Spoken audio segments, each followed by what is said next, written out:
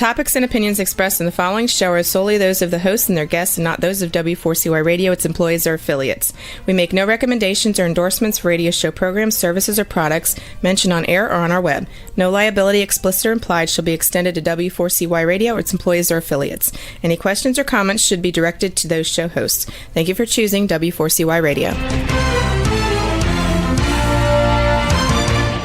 Welcome to the Ask the Expert show on W4CY Radio and Talk4 TV, where we bring you educational information from top local experts in the fields of legal, health, financial, and home improvement. Now sit back and listen to experts in family law, association law, hearing loss, business brokers, home care, along with many other topics. Now here are your hosts, Steve-O and Sophia.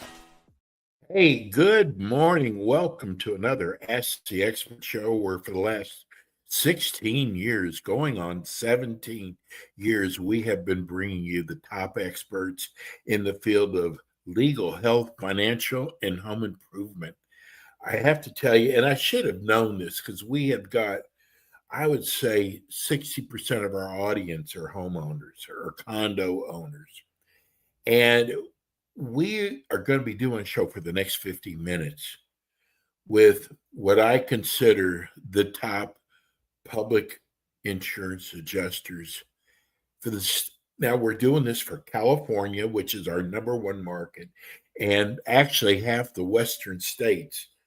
We are so excited we have him. And I got to tell you, we've really been looking at numbers the last couple of months, and I'm going to tell you, public insurance adjusting, not only in the western parts of the United States, but even in our Texas show we do, it is our number one show where we get the most viewers on YouTube.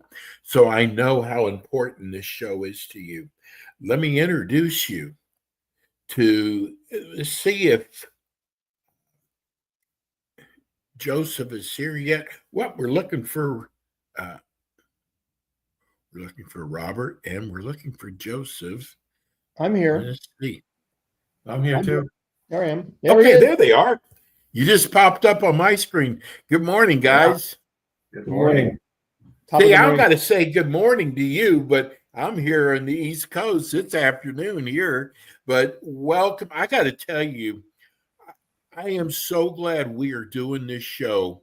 I think, because I've been through it before, that a public insurance adjuster is so important because I went through it and I was stupid and I almost took the first numbers the insurance company offered me. So let me tell you something. If you are a homeowner, you're a condo owner, you're a business owner, and you think that the insurance company is screwing you around, which they probably are, or you know what?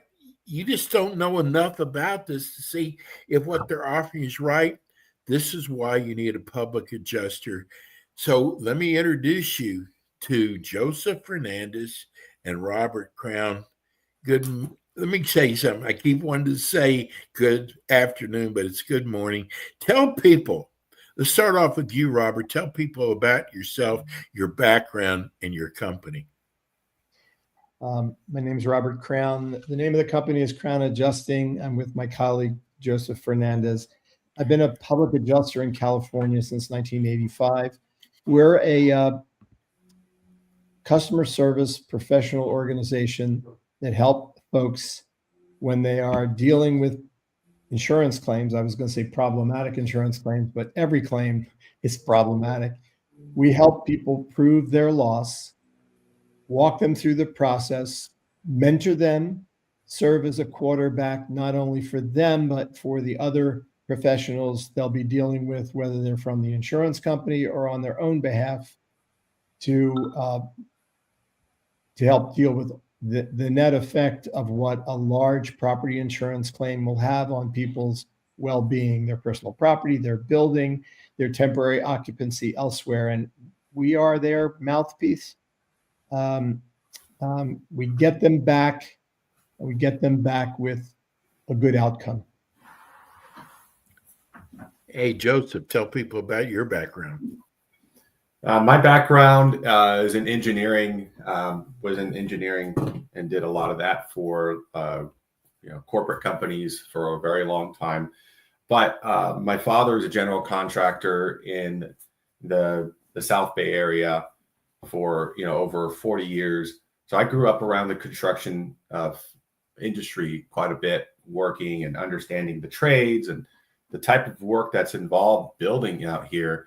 Even back in those days, the Bay Area is a very expensive region in California where the cost of construction, materials, labor are much higher. And so that sentiment still holds true today in today's day and age where we have that same issue. And so essentially I had that experience, started dabbling in the insurance industry and decided that being a public adjuster was an occupation where I could actually serve the public and helping them fight the good fight. And when I say fight, it's really just trying to get the insurance company to agree to pay them something that's fair. Because we all know the insurance company is tightening up their purse strings because of all of the losses that have been happening. And so they're mitigating their losses by trying to not pay be a little bit more frugal and not pay as much as they should be. And so we're there essentially to safeguard the consumer and make sure that they're paid fairly for their claim. Because again, the cost of construction and labor and materials have gone up through the roof. So, Robert, tell us about, because I got a lot of questions after your last show. People don't understand how you get paid because it's really on a contingency basis, right? Public adjusters work on a percentage of the recovery, but the expectation is folks are going to get a lot more money with us than without us. And in some cases, they're waiting to get confirmation from the insurance company that the claim is covered. And then they send in their own people, or they leave it entirely up to the consumer to report back to the insurance company on the extent of their damages and what they think they're owed. The industry has changed markedly just in the last 5 years.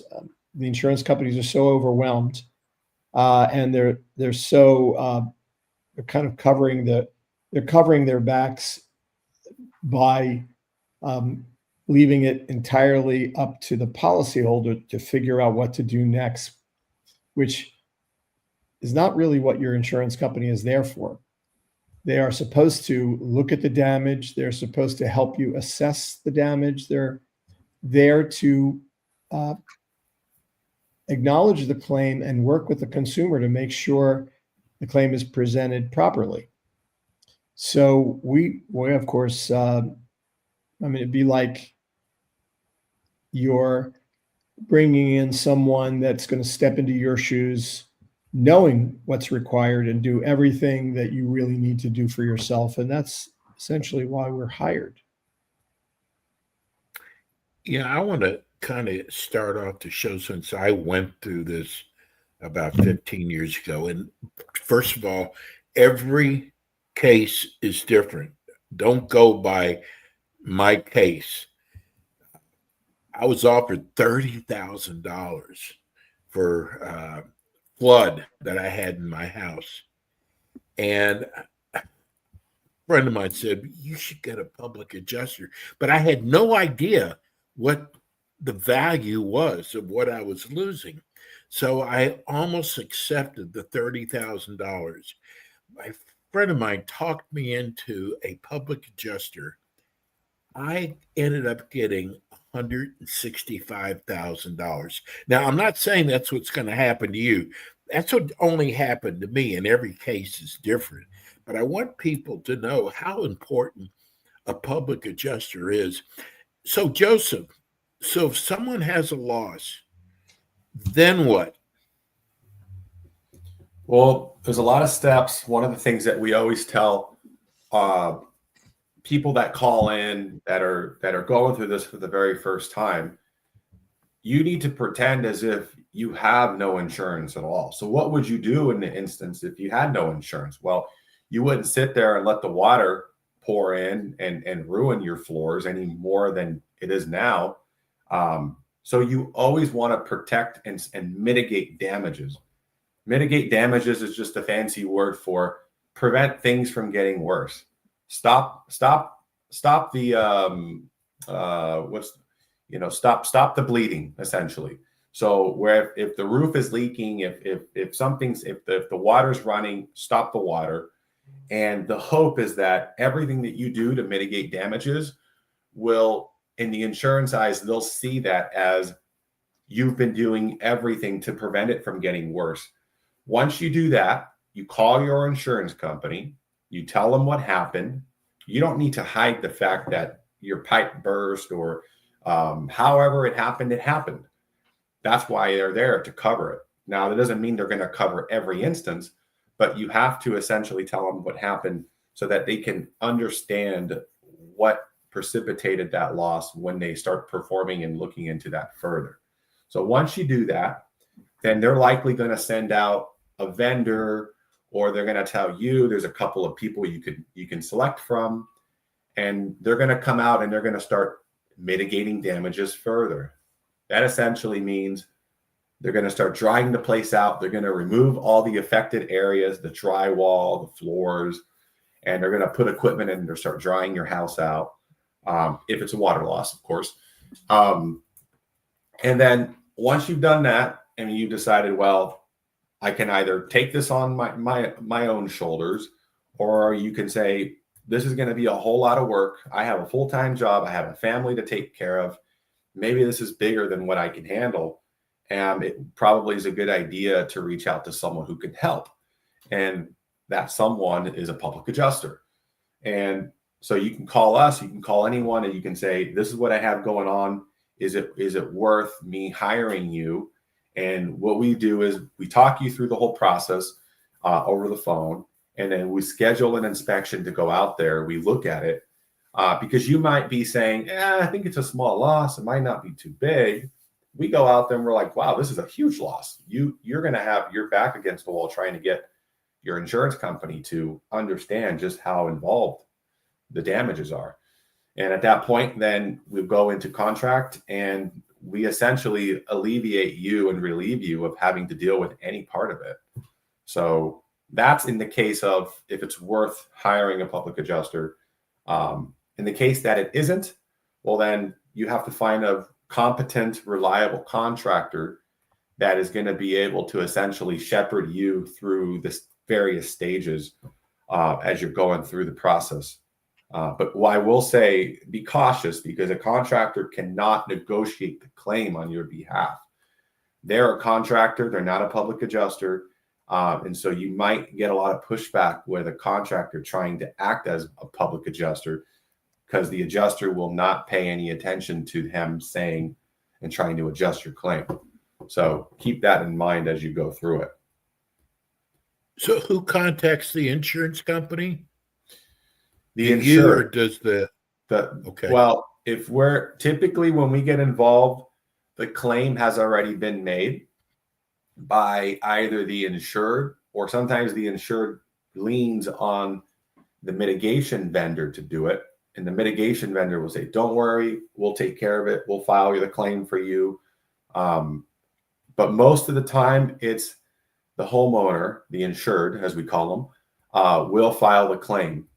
And at that point, then most of the time the adjuster will kind of walk them through, okay, we're going to send this person, we're going to do this, we're going to do all that. They need to dry the place out, they need to mitigate damages, and you're essentially are just saying, okay, well, whatever needs to be done. So they're filing the claim themselves. So, Robert, when we think of a public adjuster or a homeowner's claim, we think floods, hurricanes, tornadoes. What other areas does a public adjuster look at?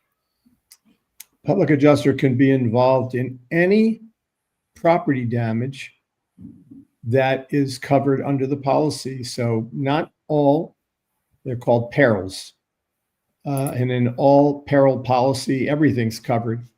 You have to go through the policy with a fine-tooth comb because there might be sublimits, but generally, fire, flood, ensuing damage from a contractor that's working on your house and he forgets to, not in every case, but let's say he forgot to tarp the roof while he was replacing it, and all of a sudden there's a freak storm. That generally would be covered by your insurance company, but some insurers will not cover damages caused by others in the course of their own duties. And that's a new restriction that you're seeing more and more of, because in California, insurance companies have, they have redefined many of their policies to limit claims, to limit the types of claims that they're prepared to handle. It might be important just to make a brief distinction between a first-party claim and a third-party claim. A first-party claim is the claim that you would advance to your own insurance company for the damages that you suffered as a result of something that's insured, like a flood or a fire. But when it's caused by a third party, your insurance company is going to ultimately advance the same claim that they should be advancing the same claim that you're making against them to the responsible third party, and they would absorb the expense to go after them. Because if they pay you $100,000 and it was caused by your roofer, they're going to look to recover from that roofer. What we find more and more is insurance companies that are telling the customer, oh, don't go to us, go to the person that's responsible for it, because they don't even want to acknowledge the fact that you have a loss. That's wrong. It's always wise to let your insurance company know what has occurred, give them a chance to look at it or to better understand the kind of damages you're making claim for.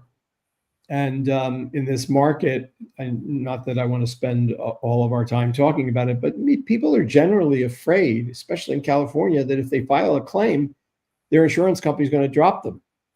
Yes. So more recently, we got hired by clients in San Francisco, and honestly, it was only through having spoken to me that I encouraged them to file the claim with their own insurance company, because they weren't planning on doing it. If you don't file the claim, you're in danger of not giving the insurance company a chance to look at it, to evaluate it before they decide whether they will or they won't cover it. In the case of this example, they are not covering it because there's specific language to the effect that allows them to deny the claim. You're under contract by the person you engaged, and they were supposed to be responsible to protect the property in the course of their duties. That is a tantamount to a professional liability claim. But, you don't really know how long it's going to take to deal with the emergency nature of the damages that you. We got a question in from Albuquerque, New Mexico. I'm here in Albuquerque. I'm really enjoying your show. I see that you're a California company. How would you handle my claim with me being in New Mexico? If we were, we are licensed in other states, but if we were not, we would either partner with a public adjuster that's licensed in that state, because we had the relationship with you, and it's a strategic alliance. There are some public adjusting firms that have affiliate offices all over the country that allow them to service business elsewhere. Joseph, our next question is from Malibu. They want to know, I'm listening to your show. I don't quite understand. Do we contact you as soon as the damage is done, or do we wait to make the claim first? Either one is fine. Sometimes insureds feel reluctant to file a claim for varying reasons. Maybe, is this big enough? Is it even worth my $1,500, $2,500, $5,000 deductible, whatever? Sometimes, most of the time when we're getting a phone call from someone, the damage is pretty substantial. Sometimes it isn't. Now, I always say you're welcome to call a public adjuster and pick their brain on the damage that you sustain. At least us, we're happy to get on the phone with just about anyone and talk through it. And in that conversation, we'll quickly understand if it's a loss that we think we can help you with, or if it's a loss that we think, it's probably not big enough for you to even file a claim, or it's a little too small for us, but this is what we would recommend. And we kind of give you a multi-step approach to resolving it, that sort of a thing. So you can call us as it happened. You can call us after the fact, after you file the claim. But regardless whether or not it's large enough, we're still going to advise and provide next steps because a lot of people need help, and we can't be everywhere at every time. But 5, 10 minutes, 15 minutes on the phone, we know is very helpful to people that are in trouble. We try not to base, our interest in someone else's problems on money alone, because people need help. They need guidance. So we will spend the time with them to give them some options, even if we're not the best fit for them. People have other ways of dealing with insurance claims. If we get called a year later and they're still arguing with the insurance company because they have an estimate from their own contractor for $150,000 and insurance company's only paid $30,000. On the face of it, that's probably a good fit for a public adjuster, but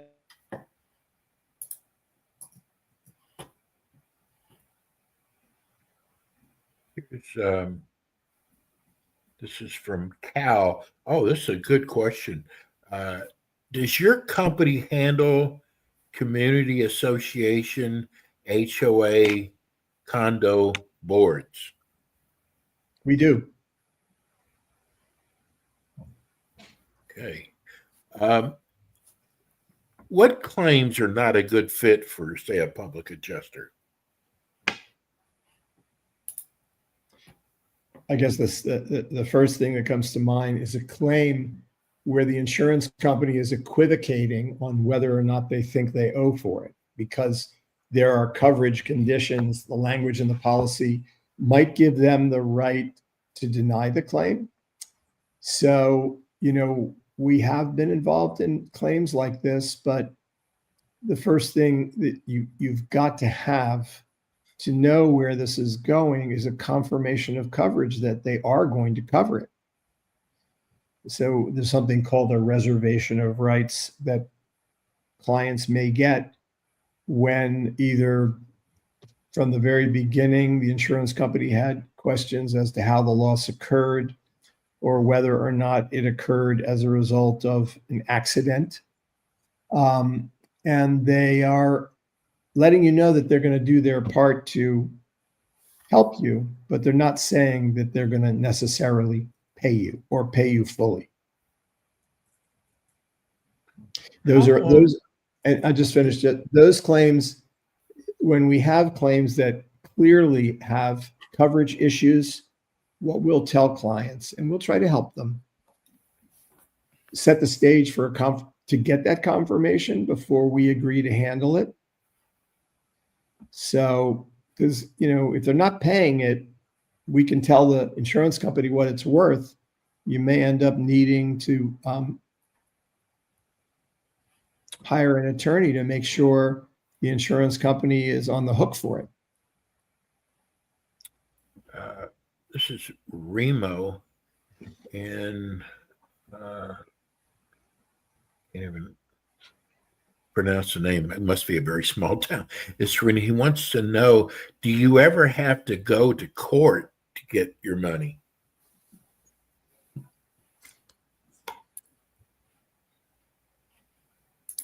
You don't normally go to court. You go to court when you can establish that the insurance company has not done their part. Before you would necessarily go to court, you would allow the insurance company, you would inform the insurance company that their calculation is incorrect, and you would ask them to work with you or with a public adjuster to reach an agreement on the value of the loss. And if they're not going to pay for one reason or another, but it is a covered loss, you can invoke a procedure called policy appraisal, which lets the insurance company know that you have a genuine dispute between your version of damages and theirs. It was initially intended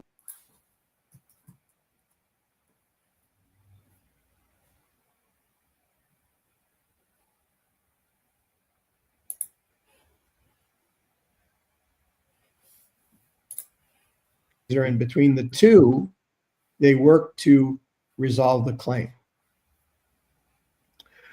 What about, we just had someone write us, what about if a claim has already been closed? Can you go back in and refile? You mean reopen? I think that person means Yeah, to they just said refile. reopen the claim. Mhm. Yes, you can. You can. Yes, you can.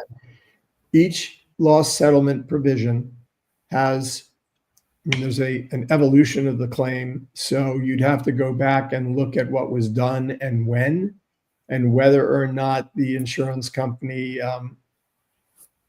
came up with an incorrect figure in the course of handling it that would give the policyholder a chance to go back and say, it's not been 180 days. In some cases, you have 2 years, but it is really about the reasonable time needed to establish the damages and to reach an agreement with the insurance company. Sometimes you go back and you look at the timeline, and there was never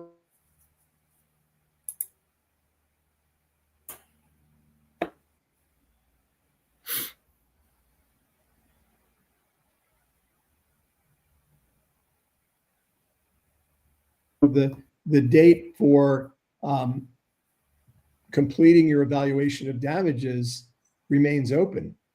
So, but you do have to look at the timeline, because an insurance company is not going to reopen a claim that's 5 years old.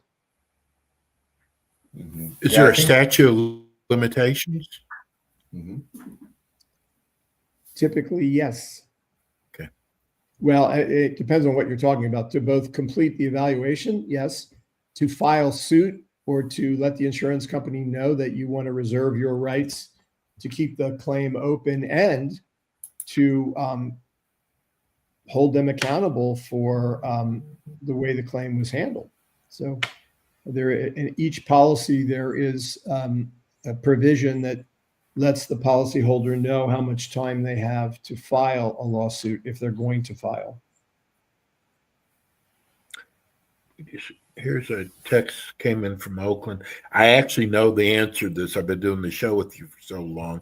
I mean, every situation is different, but they want to know, on average, how long does it take from start to end to finalize a claim and get paid on it?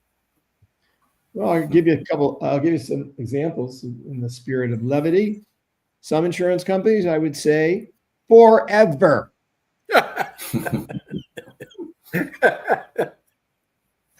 Okay. We have, the expression "problem children." I use that a lot these days, because the environment in California has changed. It's much more contentious. In the old days, you would have differences of opinion. You'd meet with the adjuster. You'd sit down and you'd look at the scope of the damages. You talk the difference in costs, and you would reach an agreement. In order to bring some closure to it, and also because the owners have to get their lives back. They got to present their inventory. They got to hire a contractor, and so I would say, and I think this is generally the case in the post-COVID era, it just takes longer. And sometimes even it's funny because we're on a claim right now that we just resolved, and this has been resolved now going on 4 weeks. That we got an excellent result. The homeowner is completely ecstatic with what we were able to get her. When we started, just to give you some context, when we started on that claim, it was a water damage claim. And it was around $30,000 that the insurance company paid, and we got it settled around $250,000. And wow, it was like, great, fantastic. But it's now been a month, and we have yet to get the money because it has to go through an approval process, even though they agreed to it. And it took a god-awful long time, about 10 months to resolve. Now you have to wait to get the money. And once you get the money, then we're going to have to process it and all that sort of thing. But the idea is that they just move slow. Even when you agree and you get a good result, that money is going to take its time getting here. I think a lot of it has to do with the fact that they're earning interest. They sure want those premiums right away, though, don't they? That's right. They collect the premiums right away. But boy, when it's time to part ways with their money and part ways with your money, they slow roll it. They kick the can down the road and take as long as they can. So 4 weeks is not unusual. No. Mm-mm. And most claims are anywhere from, it's different around the country because, the way claims are managed on the East Coast is probably different. And having a relationship with a broker or an agent, sometimes they're able to speed things along. And part of it is, if you're relying on others, those others, especially in the summer, for example, people go on vacation. It's not the case that you can do everything you need to do to prove the loss if adjusters are taking vacations or life gets in the way of concluding this matter. We are careful about our commitments, but some people would just say, I don't care what you charge. I don't want to deal with the insurance company anymore, which is fine. It's not a reason for us to charge, percentages that are off the charts. We'll gauge each project based on the size, but we can never promise that we will be able to get the claim settled in 90 days. We can give people a ballpark. Setting unrealistic expectations is a recipe for problems in any negotiation. But we're pretty good at communicating with our clients, so they kind of know at every step where things are at, and it's not a public adjusters that don't communicate with their clients or are leaving themselves open to get into trouble. Oh, I haven't heard from I hired my public adjuster 6 months ago. I think I've maybe talked to them twice. Wow. There's probably, just curious, what is the most complicated type claim?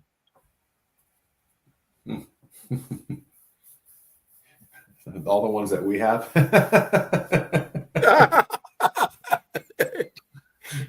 So there's not a certain type of claim that's harder than others. And by the way, I want to tell you guys something. We get more letters, people saying they love your stories. They wish you would tell more of them.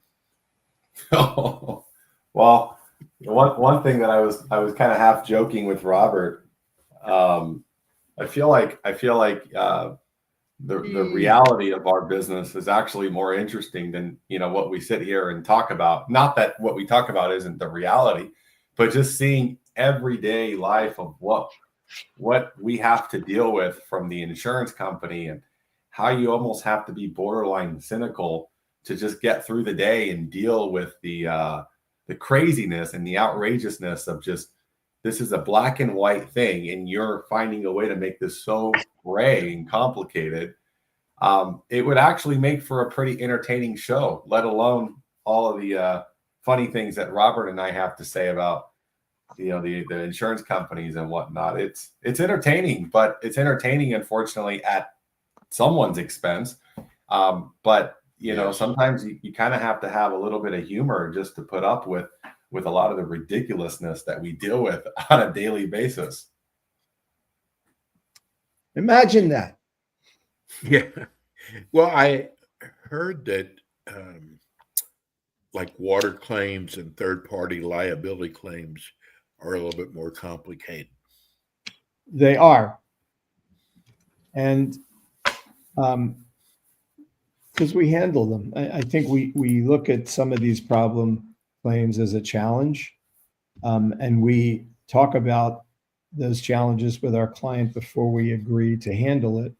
A claim can be a first-party claim and a third-party claim, because the insurance company knows they're going to go after the responsible party, yet they want to say of the first-party insurer, they're going to agree to only cover some of it and not all of it, and let the property owner pursue damages through the third party with, some public adjusters will handle a third-party claim. We won't, because it really should be, if there are coverage issues, they need to be stipulated by a coverage counsel or, an insurance attorney and an expert to say, no, that is not a coverage issue. That's a value issue, and you need to include it. Good example of that would be one that we're handling right now, where the insurance company says, because the roofer, I think it's actually a solar company, caused this problem, we're only going to cover the water damage that got into the house. We're not going to cover any portion of the shell or the building exterior. You can't fix the inside of the house without dealing with the exterior. So this is going to be an interesting claim for us. And it would be nice if we could be the heroes and ride in on the white horses and get everything that our client is going to need.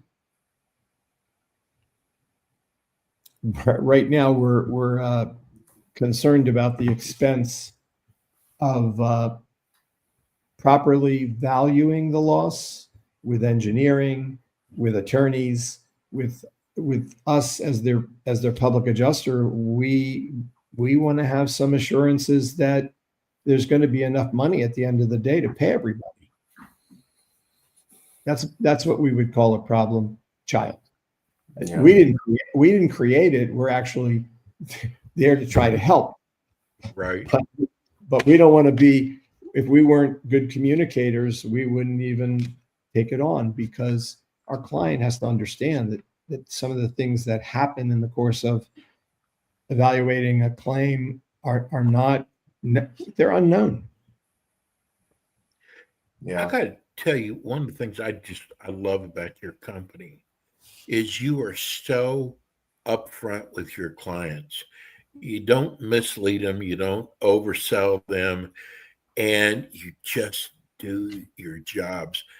We've got about 8 minutes left. I want from both of you, explain to all these people who are watching now and listening now, if they have a claim or know of a family member or a friend that's got a claim, why they should hire your company, Crown Adjusting. I'll go first, with you, Robert. You can There you go. You want to go first, Robert? You want me to go No, first? I'm going to say, because I like to be funny periodically.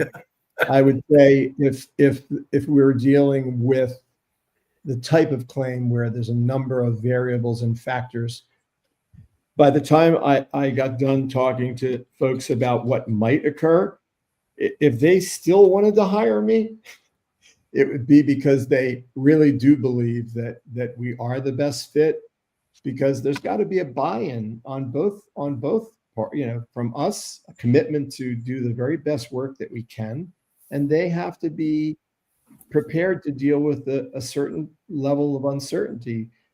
They should hire us because we're the best fit for them, and because we are good at what we do, and we're committed to delivering a great result. And I think that the problem that many people in our business, not just public adjusters, but even the people that are out there trying to help the consumer mitigate their losses, you can only be so you can't be all things to all people all of the time. So you have to be mindful of your commitments. Joseph knows that I'm always talking about this, because it takes a lot of personal energy, expertise. How about patience? Patience is for us, for our clients. Yes, that's actually key. And because it begins with a P, and I know you have to wrap up. Perseverance. Yes. Mm-hmm. And I think customer service to your company is so important as well. Yeah. By the time our clients are done with their claims with us, they're going to be, they'll have been through, freshman year, and have, a lot more information about what public adjusters do, because it's a learning process for them. Mm-hmm. Yeah, one of the things that, to answer the question about why us, they're at this point, at this day and age, more and more people are getting into the business of opening a public adjusting firm. And I think by in part, a lot of it is based on the demand. And to be completely frank, there aren't enough of us to go around. So as much as we welcome our industry to get more professionals that are there to help serve, not everyone does it the same way. We take more of a tailored approach to the business and the claims that we handle. And the reason is simple. Every claim is different. You're dealing with so many variables to every claim. You're dealing with a different adjuster, a different type of loss, a different property, different vendors. And so if you take this cookie cutter, one size fits all approach, the likelihood of you getting a good result dwindles quite a bit. And so these big firms, not that is their approach, but the fact that they're doing a lot of volume, they tend to try and standardize their operations. And for us, we look at it quite the opposite. We have to cater our approach and our strategies to that specific type of claim, that specific type of company, that specific type of adjuster. And so that right there does require more time, more prep, more energy. And the good thing about us is we have the ability and the desire to devote that to that claim, because that we see has a direct correlation to the end result. And typically getting a better end result means having a happier client. And so that's why we have, over the reviews, that over 107 reviews of people giving us and referrals and recommendations, because we work hard for our clients. But it's not just working hard, it's working smart and being willing to put in that time and effort to get the best result and think outside of the box. Because in this day and age, the insurance company is getting tighter. They're not getting looser with their money, they're getting tighter with their money. And so you have to try and find ways to be a better negotiator, be more strategic, and be willing to work with other vendors in the industry so that you can accomplish the goal of helping the consumer. And that's what we do. We do that very well. More and more of us are also ready, willing, and able to partner with the other folks in our industry that we know to use their talents and energies too, because it's a growing industry, the industry of public adjusting. But you've got to have a certain skill set, and you shouldn't be afraid to ask for help. We're not afraid to ask for help. Mm-hmm. Well, I know that we have the best with Crown Adjusting. So, Robert, tell people we've got your information, how they can reach you on YouTube, but for all the people on iHeart and Spreaker and Spotify, W4CY, tell people how they can reach you. Well, we have a website. It's crownadjusting.com. You can find us through social media. But, all you'd have to do would be to find our contact info. We also have a sort of a very efficient little survey that people can fill out, and it gives us an idea of what they're dealing with. But hopefully under the scroll bar, our phone numbers are below. It's crownadjusting.com, and I'm Robert at crownadjusting.com. Joseph is Joseph, and our numbers, you can find us. You can also find us in where we have a presence in the Better Business Bureau. There's a volunteer organization in California that helps consumers called United Policyholders.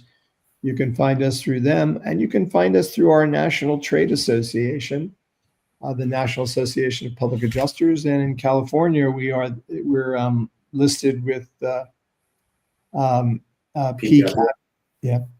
Pacific Coast Association of Public Insurance Adjusters. That's a mouthful. Well, you guys will be back again with this live next month. We've also made a decision. I haven't even told Robert and Joseph about this. We are going to start replaying the show based on such high numbers, and you really must enjoy the show. We're going to be replaying the show once a month also. So you'll get 2 shows. But hey, guys, have a Thank you, Stephen. Thanksgiving. We love you guys. We'll see you next month. Yeah, and we're going to try to bring in a guest speaker too. Beautiful. We'll see you next month. Thank you, Stephen. Have a great Thanksgiving. We'll talk next month. Bye. Cheers. Is Crown Adjusting. Folks, I'm going to tell you something. If you're in the western part of the United States and you have a claim, I'm telling you, these guys can get you so much more. Hey, that's going to do it for us today. We will not be with you live next week. We will have a great pre-recorded show. Hey, thank you to our great producer, Juan. We want to wish you a merry, happy, blessed Thanksgiving. You're the best, bro. Hey, we'll see you guys in 2 weeks. See you then. Thanks for tuning in today to the Ask the Expert show on W4CY Radio and Talk4 TV. Tune in next week and every week to hear more from our experts on personal injury, insurance, air condition repairs, estate planning, Medicare, and many other topics in the areas of legal, health, financial, and home improvement. See you next week.